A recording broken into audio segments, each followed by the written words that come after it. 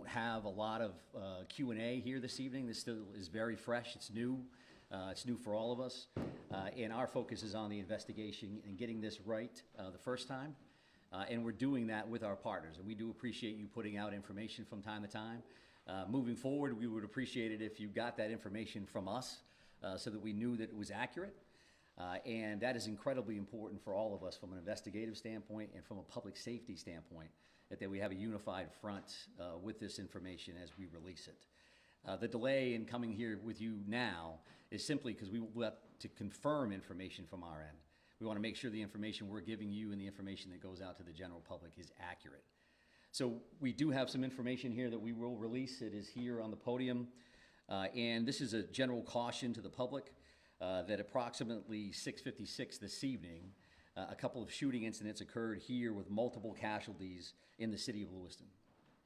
And police are currently searching for a Robert R. Card, 4/4 of 1983 of Bowdoin. Card is considered armed and dangerous. He is a person of interest, however, and that's what we'll label him at moving forward until that changes. If people see him, they should not approach Card or make contact with him in any way. The shelter-in-place order that currently stands in Lewiston remains. A vehicle, which was a vehicle of interest in this incident, was located in Lisbon, and we are now also asking residents in Lisbon to shelter in place. So please share that information with communities as well. If anybody sees Mr. Card or has any additional information reference to these two shootings in the city of Lewiston, please contact 911.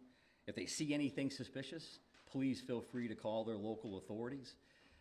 We have literally hundreds of police officers working around the state of Maine to investigate this case, to locate Mr. Card, who again is a person of interest and a person of interest only.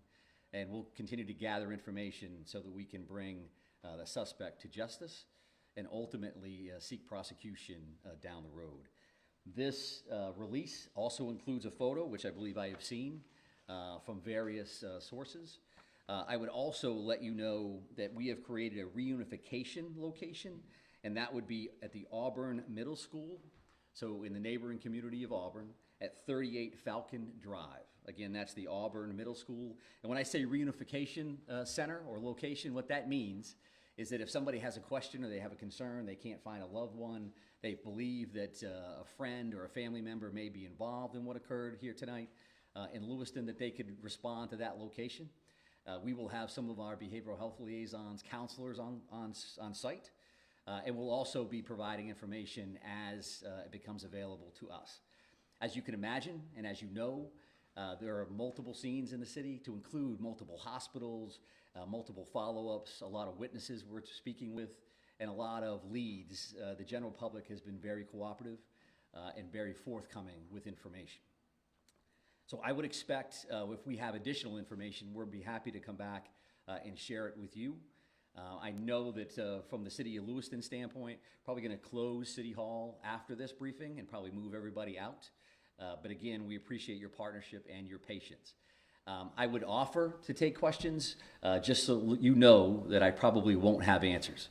And as long as you know that going in, there's no disrespect intended in that. Feel free to ask a couple, and if I think we can get there, then I'm happy to answer those. If not, we do have work to do on behalf of our communities, and that's our primary focus this evening. There are many specific figures about casualties are out there. Sheriff Sampson told me up as many as 20. I just wanted to give you the opportunity to set the record straight on that. Yeah, I do appreciate that. And I know that there's been a lot of numbers out there. This is a very fluid situation. So the last thing I want to come up is give you a number and then 3 hours from now change that in one direction or another. So I don't have firm numbers on that. And when I do, we'll be happy to share those with you, because it's an important piece of healing and it's an important piece of information for all of us to be aware of. But I don't have a firm number on that. But at least 16, right? I think I just answered that question to say that I'm not going to give you any specific numbers. And there's been a lot of numbers all over the map all evening, and I don't think that that's helpful because it doesn't help family members. It certainly doesn't help the community to see, well, they just said this and they said that. So if you want accurate information, I'm prepared to give that to you when I have it. I don't have that right now. Does the suspect have any known criminal history with law enforcement? And is he someone who's been on the radar of state police or local police, to your knowledge? Well, Mr. Card, who we're speaking about right now, is a person of interest and a person of interest only, right? I'm not listing him as a suspect at this point, and we're not prepared to go into his background or anything else that we may be aware of. One more question? You're only looking for one shooter, correct? We're looking for this person of interest right now, and that's what we'll label and list and speak about at this particular moment. When we have additional information, I'm happy to share that. So thank you very much. I appreciate that. Again, thank you for your time. And I know Assistant City Manager O'Malley will make arrangements, I think, to move everybody out of the building. So thank you very much. I appreciate it. These are the flyers that we were mentioning, so feel free to grab those.